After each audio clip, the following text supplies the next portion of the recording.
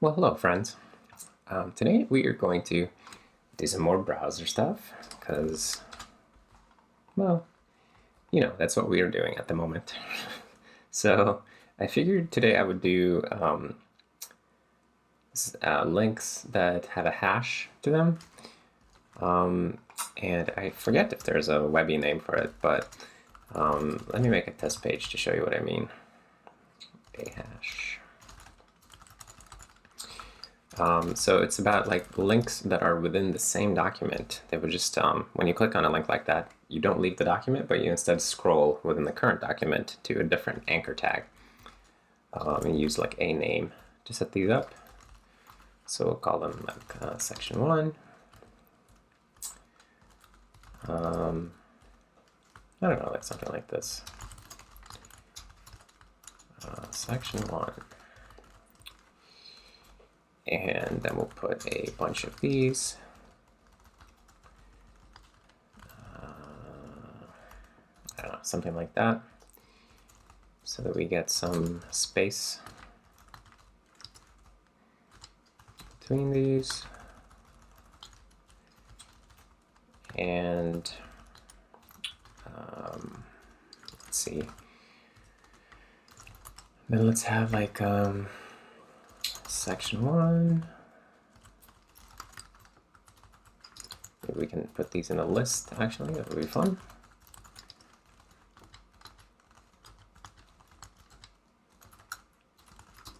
Okay. A hash test. I feel like these are called hashes, but I'm having a little bit of a doubt. So let's actually ask the internet. Anchor element hash. Is that what it's called? Hash.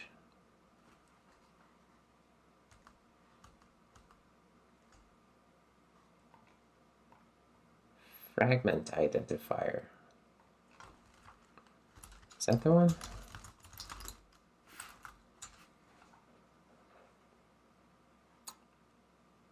It's a resource that is subordinate to another primary resource. Fragment identifier. Yeah, that's what we're calling it. A fragment identifier. Wow. I believe you may have a little typo here, sir. Anyways, so let's test this out in Firefox. So text this to section 2, 3, 4, and 1. Okay, so basically we just want, clicking on these links, we wanted to scroll the section into view. And let's see how this would behave right now. Check out my beautiful wallpaper. I found it on the internet. Okay. Oh, and I forgot to link this page, but a hash. Okay, so we have two problems. One problem is that the links don't show up. So I guess we should probably debug that first. Why don't the sections show up at all? So we have h1 tags with section in them. And let's get the line boxes. Got nothing. All right, well, let's look at the layout tree. So what do we got here? The layout block is, the h1 blocks are 0 by 0 pixels. That's definitely not right. And why is that? Because they are blocks inside of an A. Is that why? I guess I didn't actually support that yet.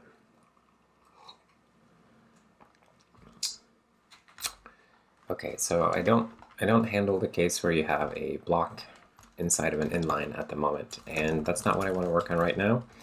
So let's work around this by putting the h1 outside like this. Or you think that put the inline inside of the block instead, and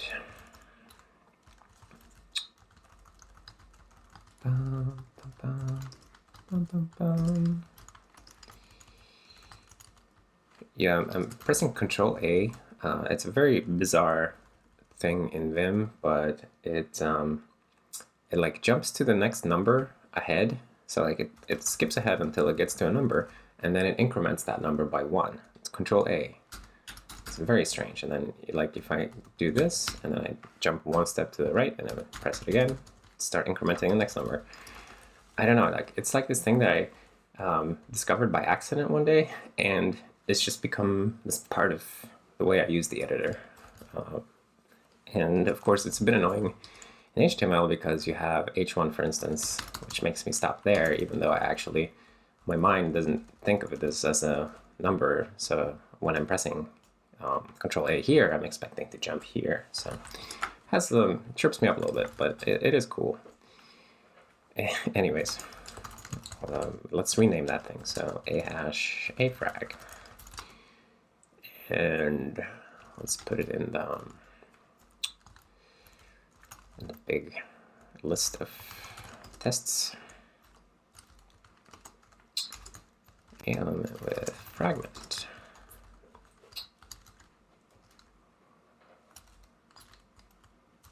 Links with fragments. Yay. Okay, let's see if this looks more proper. It's important to have a good test to work with. Okay, so now we have these, and actually they do look a little bit weird because they don't actually have hrefs, so they shouldn't be underlined.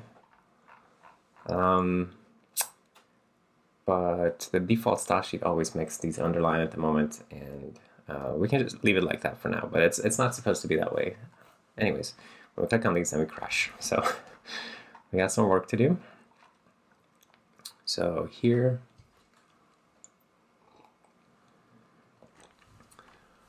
let's see. So we're trying to complete the URL here. So let's make this easy for ourselves and special case something, but hold on. So when we're clicking on a link, on link click, then we are handing out the href, which is like the literal href attribute from the anchor element. This is an HTML view mouse down, by the way. So here, when we respond to this in the browser, we end up calling HTML widget load, and then we complete the URL, meaning that we resolve any relative URLs.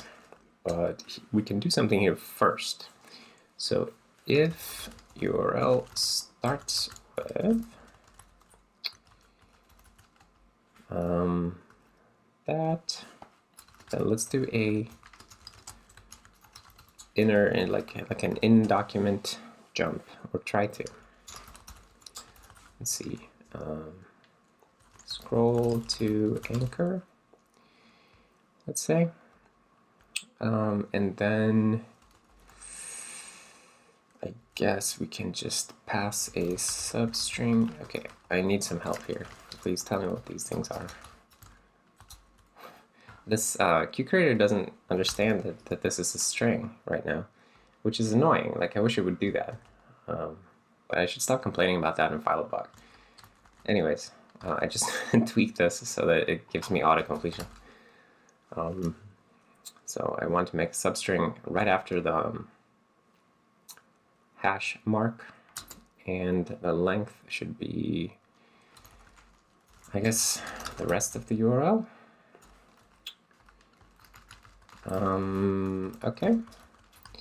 Then all we need to do is add scroll to anchor. So I guess we can put that next to load, scroll to anchor.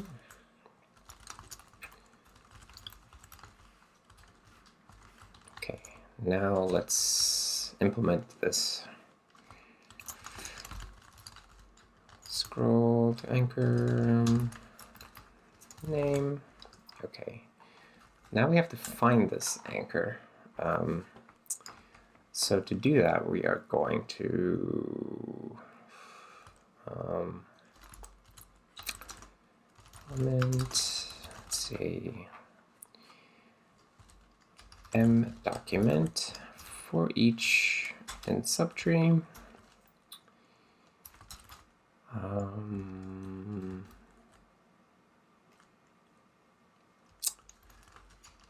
Add a node. So for each in subtree, we'll visit every single node in a subtree, including the node itself. So like this will walk the entire DOM in pre-order, which means that when we visit a child, we'll first visit the child and then visit his children, and so on.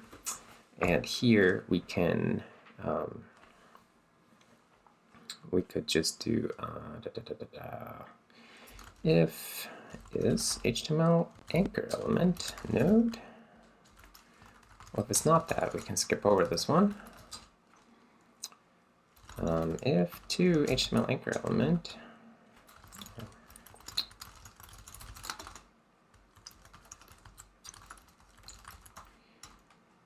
okay, and oh wait, we don't need to start that.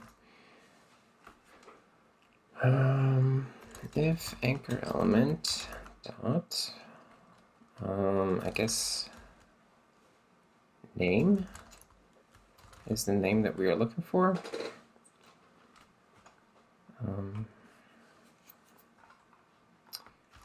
Then element is anchor element.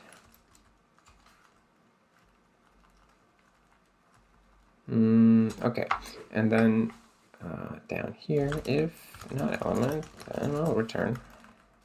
We can print some debug statement like HTML view, scroll to anchor, anchor not found.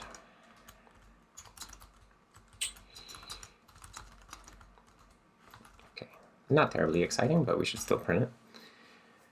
And then, ooh, we gotta scroll this thing into view. So we have to figure out if it has a layout node, because that will tell us where to scroll to. So if element layout node, if it doesn't have a layout node, then we can't scroll to it either. Anchor found, but without layout node. Just so we see what's going wrong if this happens. And then, no, not return. Element layout node, and we need the layout node to be a layout box, I guess, so that we have somewhere to scroll to.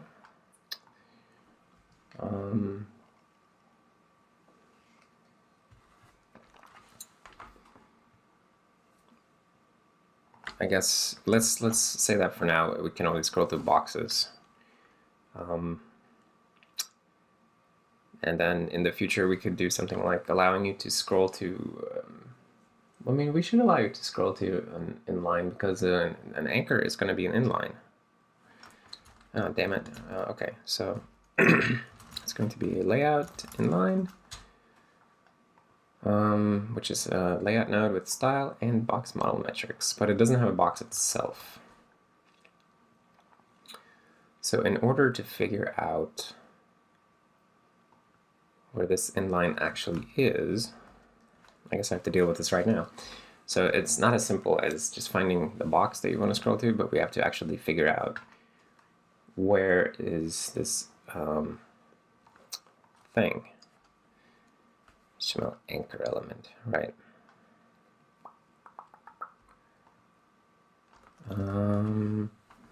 Okay, so we'll add some kind of a function to layout node that will get like the top left position of the thing, no matter what.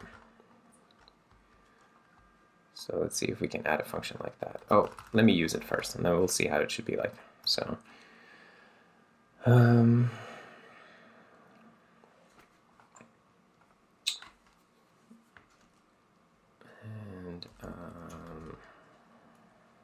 I'm blanking out. Okay, so scroll into view. It's a handy function that we inherit from gscrollable widget, by the way. Scroll into view, you just have to give him some content coordinates, and it'll scroll the scroll bars so that that coordinate comes into view. Layout node dot box type agnostic position, something like that. I don't know what to call this, so I'll just call it that.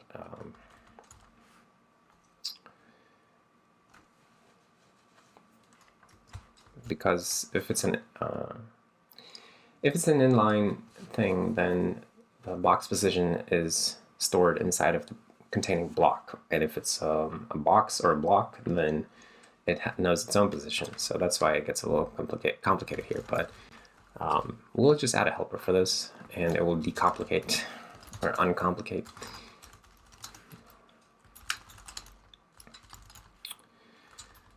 This name is not great. I don't love it, but it'll get the job done at the moment. Okay, so if is box, we can just return to layout box this dot position.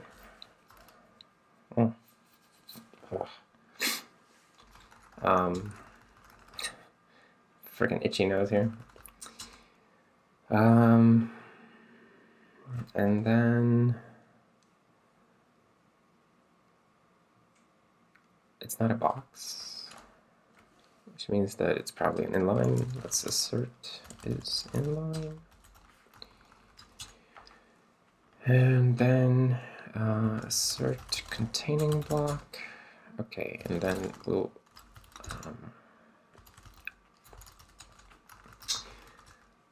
we will use the containing block. So, oh wait, we have this thing for each fragment of this. This will help us. So we can just call this guy, and it will we will get a callback for every fragment in the containing block that is from this particular layout node. So it's just a way to walk all of the line box fragments produced by an individual layout node. So in our case, since we are layout inline that corresponds to the anchor element, then this will just walk and find the line box for the anchor element.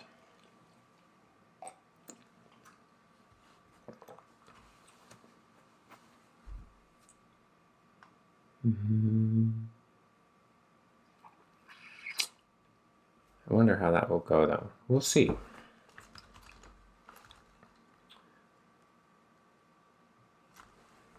Because, I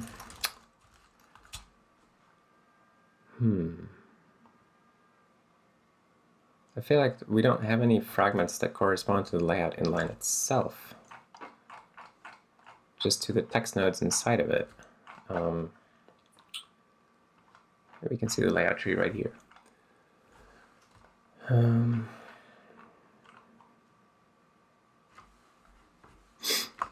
Oh, this is actually before I changed the tree. Okay, so let me just write this up like quick here, the way that I thought I was supposed to do it.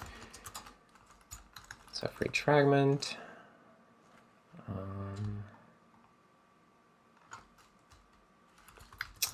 that's not const. Let's add a const version of it.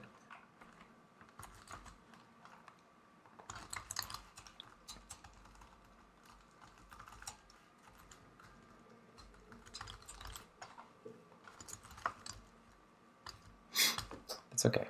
And then return iteration decision break. We'll stop at the first after the first fragment because we only care about the first one. And then the point,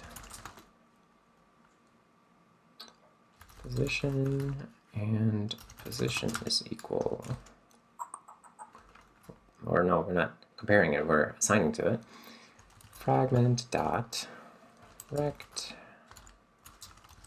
I forget what this API looks like. Yeah, it has a rect. Okay. Rect location. Return position. Okay, but I feel like this is wrong because this is going to tell us the position of the first line box fragment produced by the anchor element, but the anchor element itself is not going to have a line box fragment. It just has text nodes inside of it that do. So, oh, what's wrong with this? We're forgetting to pass the orientation.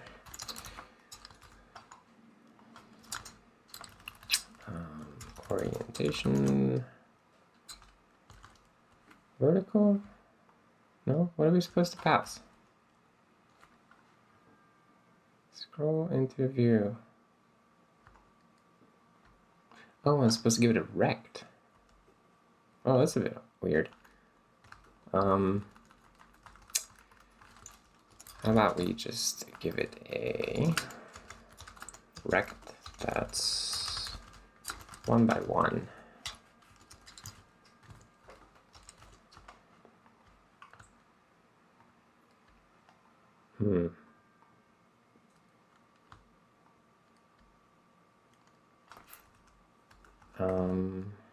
I guess I kind of wanted to scroll everything, so I shouldn't say vertical, but I should say the true variant, where it's allowed to scroll both horizontally and vertically.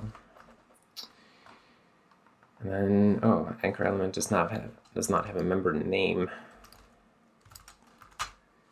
We can add that, but let's add it to element, because any element can have a name. Name.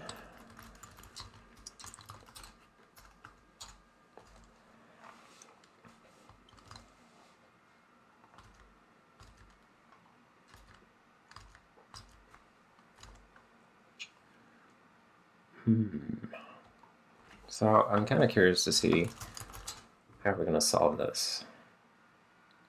So if we'll see what it looks like when we try to use it. So section 3. Well, we scrolled somewhere actually. Oh, wait a minute. Does this actually work? Okay, so am I just...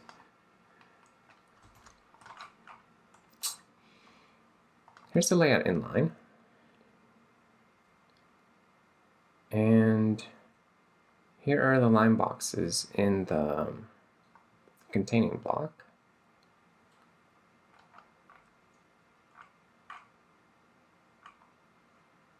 Line boxes. The line boxes are all from this layout text. And the layout inline is not a box. What the hell does for each fragment of this do then? Am I just completely misunderstanding what this does? But I wrote the damn thing.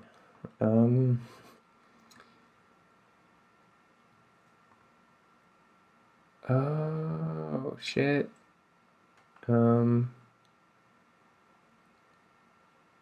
This does not work the way I thought it did. For each fragment of this, we'll actually block every fragment in the containing block. Oops. That's not intentional. Are we actually using this anywhere? This is the only user of it. Okay, so this thing is implemented wrong. It doesn't do what it's called. So this will walk all of the line boxes in the containing block. And I thought, based on the name, that it would walk only the line boxes, only the line box fragments produced by the individual layout node that you're calling it on. But it doesn't do that. So first off, we can get rid of the non-const version, because I think we only need the const one.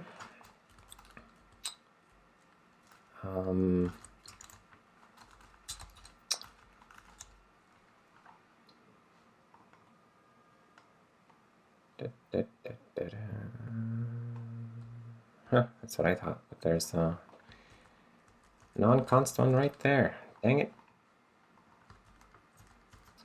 Okay, fine, we'll bring it back. This is the silliness of C++. I wish there would be a way to avoid this. Like duplication of const, non-const versions that are the same exact thing.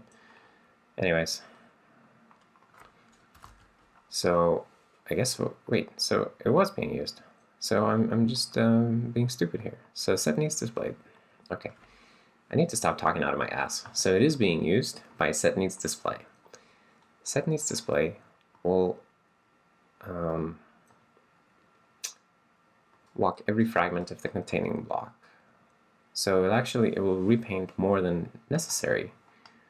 Okay, but it will just repaint too much. But block. Let's do something like this instead then.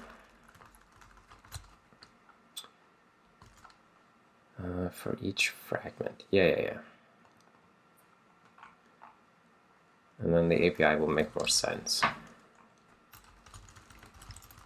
Let's just assert that we have a containing block, or I can say if auto containing block is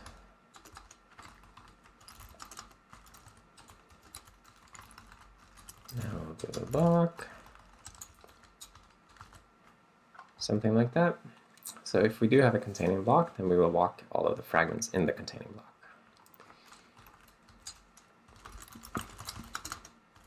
And we'll do the same here.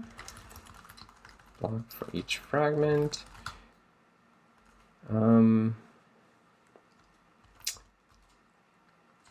But in this case, we actually want to be a little more precise because the containing block might have fragments produced by something else. So we'll say that we'll find the first thing in the containing block that is either us or we are an ancestor of the thing. So if fragment, okay, I need help here. Line box fragment. Fragment layout node is this, or is ancestor of fragment layout node. Okay, so if it's us or if we are one of its ancestors, then we will do this. Otherwise, we will continue. Okay. So that means that we will get the top left position of the first line box fragment that's produced either by this layout node or one of its descendants. That makes sense to me right now. I feel like that makes sense. So let's just change this API. So change it into for each fragment and get rid of the block thing because we're going to move this to layout block. And I'll put this. Oh wait, it was already a layout block. I mean the layout block file. So for each fragment, layout node. Okay, and then we'll move these to layout block, which is nice because it's nice to have like the knowledge of line box fragments in layout block instead of in layout node, because layout block always has a line box collection, but not every layout node participates in line layout. So it's slightly nicer. For each fragment. Okay. 105. What's wrong here?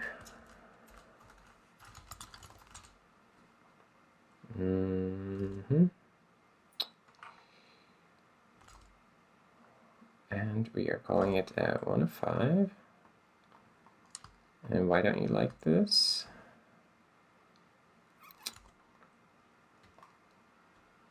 no match for this. Oh, because this needs to be auto. I mean, you could do this if you put const in front, right? But I'd rather just do auto. Just wish it would auto complete when I'm using it that way.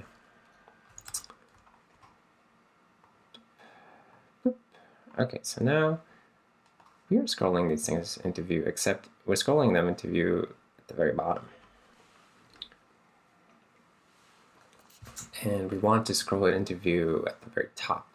So I think we're going to cheat a little bit with this. So in HTML view, because scrolling into view, the scroll into view algorithm, it will just scroll enough that the thing that you're giving it becomes visible. But we're giving it a rect, so it just needs us now. It just thinks that we only care about seeing like the first 1 by 1 pixels of the rectangle at this position. But what if we would make this the size of the viewport? Visible content rect size. Then now we're going to pretend that we want to see the whole viewport sized rectangle starting at this position instead. Boop. Look at that. Boom. Oh, and the cursor has to be updated. So we'll tweak that right away. So let's see.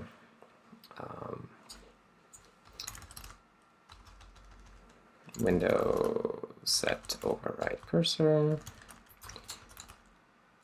And we'll just turn off the unset the override cursor when we do a jump like that. Actually, let me do that here. Or no, let's do it after.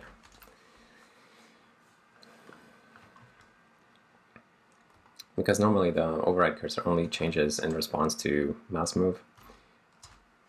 But when we jump to a link, then yeah, see now it's an arrow instead. It's better. Boop. Section 4. Okay, that's pretty cool. All right. So let's see what we have here. Element. What did we change? We just added the name. Yeah. Okay. So let's do that one separately. HTML, add element name, convenience attribute getter. Okay, and patch review. So if we click on a link that starts with a hash, then we do scroll to anchor. Otherwise, we just load. Obviously, this doesn't take into account links to another page that also have a fragment component, but I'm not going to work on that right now. This is just to get the basic mechanism into place. Okay, and here is scroll to anchor, where we find the anchor element that has this name. So here, if the selector engine would be a bit more mature, then we could actually use like a query selector here to find it, but currently the selector engine is not mature enough, so it doesn't support attribute selectors, so we can't look up by name. But in the future you could implement this. I mean, it's not necessary, but it would be kind of funny to implement it that way. If you imagine if you could do instead of this thing above here, you could just I mean, how would I like to write this actually? Query selector and document query selector a name, and then the name. So it would look like this. I mean, that's not perfect because we would need to null terminate, so we would have to use a string builder or something, but just bear with me. So like, wait, what am I trying to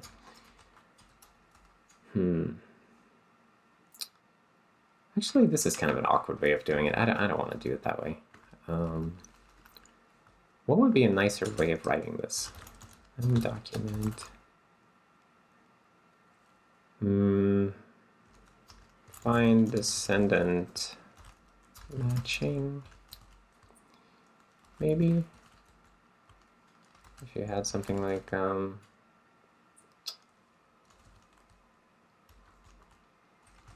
no, that's already what I mean. Maybe if you could say for each descendant of type HTML anchor element,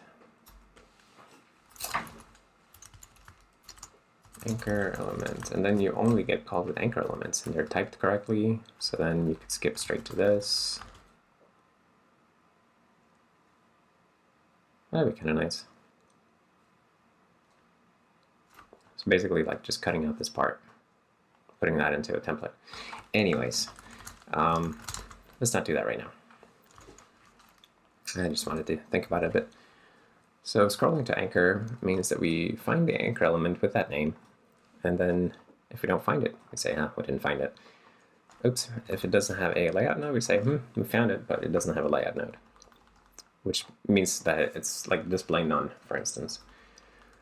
And then we scroll the layout node's position into view, basically, that's it, and unset any like hand cursor. Okay, and then we were adding scroll to anchor, and we were changing this to be for each fragment instead of for each fragment of this, because that was wrong anyway. And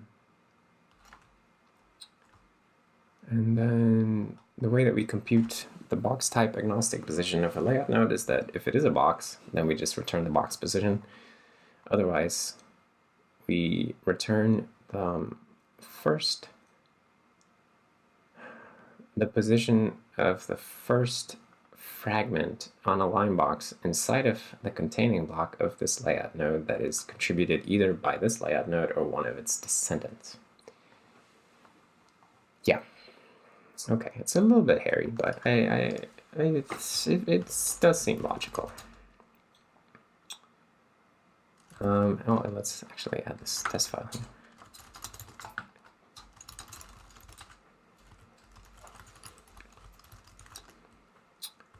Support jumping, scrolling to anchor when clicking a href colon.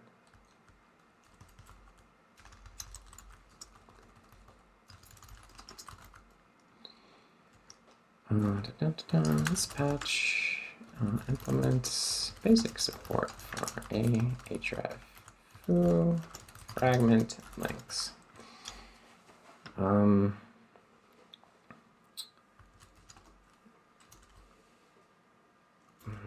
To figure out where we actually want to scroll to,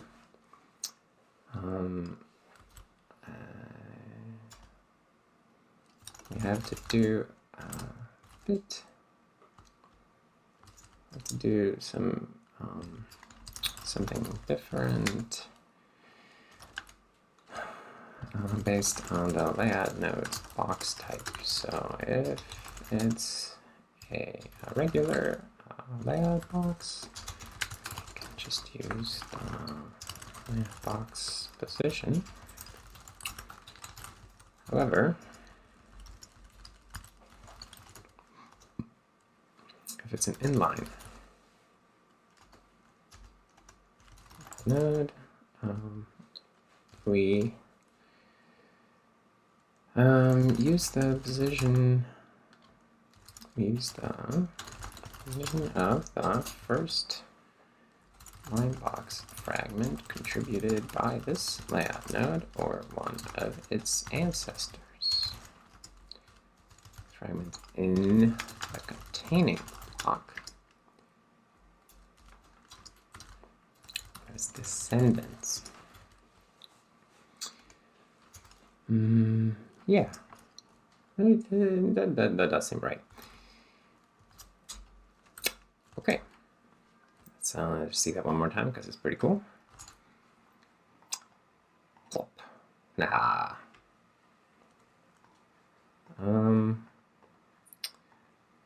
It's kind of annoying me that these are behaving this way.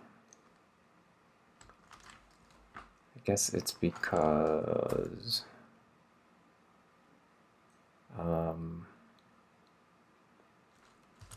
in the default style sheet we just have this. Oops. But really they should be like this, right? We shouldn't underline it if it's not a link. Maybe we could implement the link pseudo class actually. So let's look in the selector engine because I know I parse it out, and actually we just assert not reached if we're using the link pseudo class, but maybe we could just do something simple here, like if element is link. If it's not a link, then we'll return fault.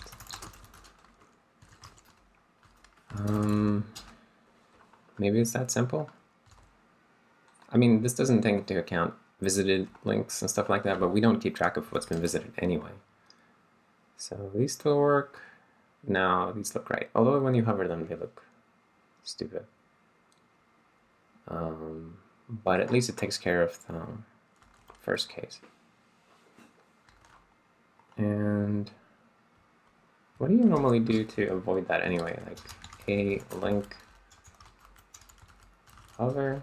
Like, how would you do that? Because you can't have two pseudo classes.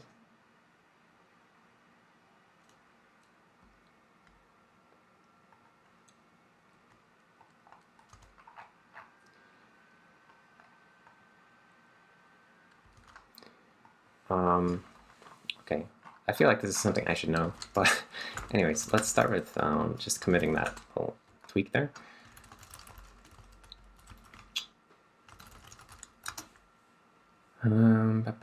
Only a link.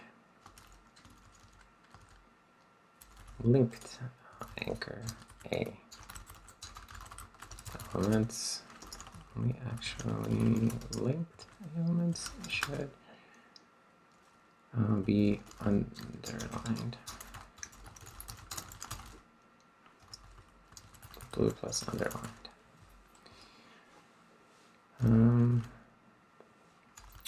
Turns out that turns out this just needed a little push in the selector engine. But it is really weird though. So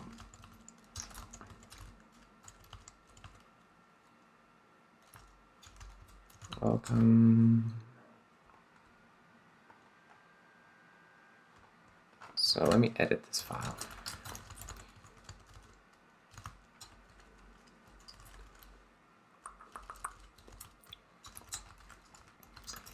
So I'm just going to mimic the style sheet that we have.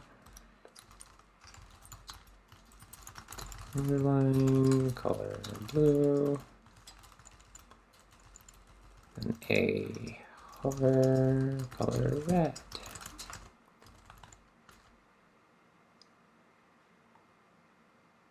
Wait, what? Oh shit, wrong page.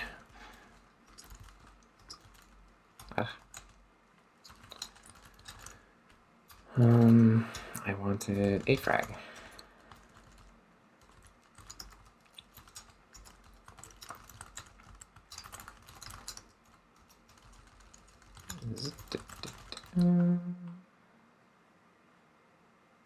Okay, so now it behaves this way too.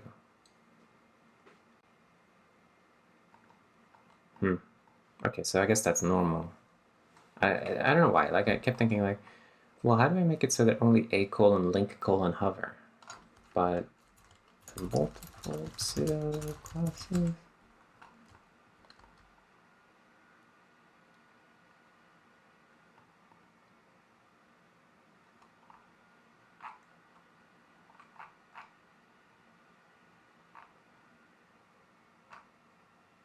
Yeah. There are various things you can do. Whatever. I'm not going to worry about this right now. I just wanted to verify that like the basic behavior was right, because I kept thinking like isn't there some obvious way that you would make like link and hover like work together? Anyways, but it's behaving right. So dot. Cool. That's pretty cool. So let's just see it one more time. This is boom. Look at that. Pretty cool. So I think this is going to be it for today's video. It doesn't end up in the backwards history, but that's okay. But this is going to be it for today's video. So I hope you saw something interesting here, and thank you for hanging out with me while I continue to work on this. It's interesting to see. Like, obviously there's a lot of work to be done in a browser engine, but if you just keep chipping away at it like this, then the amount of work that you have to do just shrinks a little bit all the time. And, you know, I know we're still doing very, very basic stuff, but you got to do the basic stuff. And this is how you do it, piece by piece. So, yeah. Before I leave, though, I should mention that yesterday I was accepted into the GitHub sponsors program. So, what the hell is this thing now? Sponsors, awesome claim. So I'm now here as well as on Patreon. If you are interested in sponsoring my work, then please check this out as well. I know some people have expressed some skepticism about Patreon. Maybe this is more up your alley. And interesting to note is that for the first year that I'm on here, GitHub will match all donations. So if you sign up for just $1, then GitHub will add $1 to that out of their pocket for the first year. So that's pretty cool. Anyways, there's absolutely no obligation to donate in any way. And all of my content and source code is always going to be free, right? So don't worry about that. This is just for those of you who feel like you want to support me in this, and I really appreciate that. So yeah, check that out. It's also linked in the description and on my Twitter and everywhere. So just wanted to mention it. Right, so that's it for today. So see you next time.